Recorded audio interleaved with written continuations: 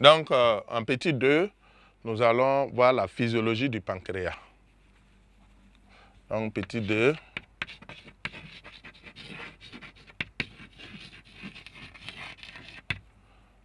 Physiologie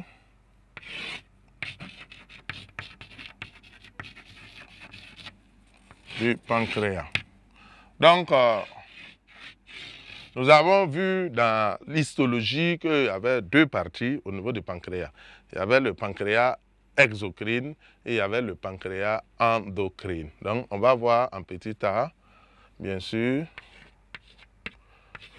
le pancréas exocrine. Donc, c'est le rôle des acini en réalité. Rôle des acini pancréatiques. Voilà, parce qu'il faut retenir qu'il y a également des acini mammaires. Au niveau du sein aussi, on parle d'acini. Donc, quand on parle d'acini, on doit faire attention parce qu'il y a les acini pancréatiques qui sont dans le pancréas. Il y a également des acini mammaires qui sont dans le sein de la femme, qui vont donc sécréter le lait. Voilà, au niveau des seins. Donc, ici, il s'agit d'acini pancréatiques. Donc, les acini pancréatiques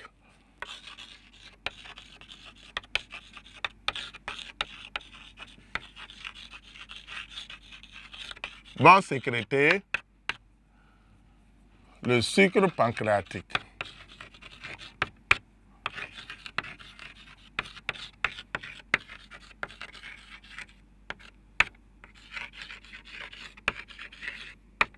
Lequel sucre pancréatique, nous avons vu depuis, vous avez vu ça depuis l'école primaire, ensuite en classe de 3e, est un sucre, est une enzyme digestive, c'est une diastase qui intervient, comme l'amylase salivaire, qui intervient dans le découpage de grosses molécules de protéines en petites, des polypeptides, des peptides donc en acides aminés. Donc ça, on le connaît déjà. Maintenant, on ne savait pas d'où ça venait.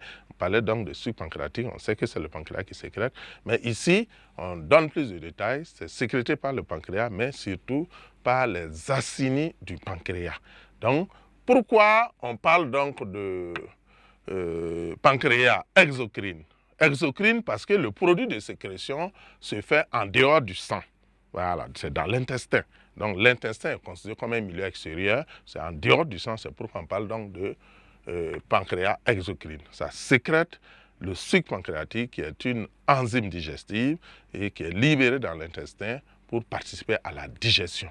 Et des expériences d'ailleurs ont montré que lorsqu'on détruit ces parties du pancréas, ça va provoquer des troubles digestifs parce qu'il n'y aura plus de sucre pancréatique qui sera sécrété et bien sûr, ça peut être un problème, voilà, dans la digestion. Et il y a des maladies même au niveau des hommes liées donc au cancer du pancréas. Et quand quelqu'un a le cancer du pancréas, il va avoir forcément des troubles digestifs parce que son pancréas ne pourra plus assurer ce rôle-là dans la sécrétion du sucre pancréatique, donc dans la participation de la digestion. Donc forcément, ça va entraîner des troubles digestifs chez une personne malade atteinte bien sûr de cancer de pancréas.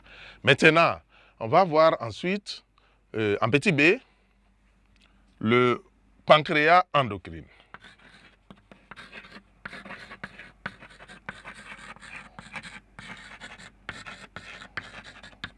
Donc ça va parler du rôle des îlots de Langerhans. Donc, rôle des îlots de Langerhans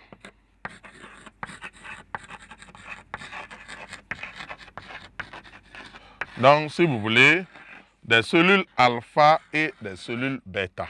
Nous avons dit qu'au niveau donc du pancréas endocrine, donc nous avons des îlots de Langerhans dans le pancréas. Et ce sont des amas de cellules. Et on a dit donc qu'il y avait deux types de cellules. On avait parlé des cellules alpha et des cellules bêta.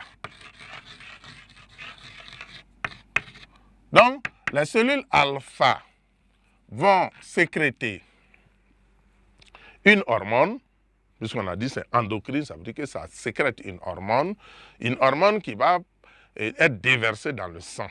Maintenant, cette hormone-là, c'est le glucagon. Donc, ils vont sécréter le glucagon.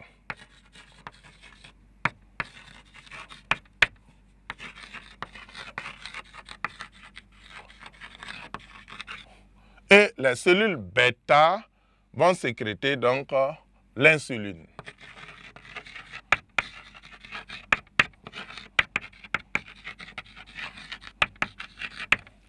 Donc, le glucagon est une hormone hyperglycémienne. Ça veut dire quoi?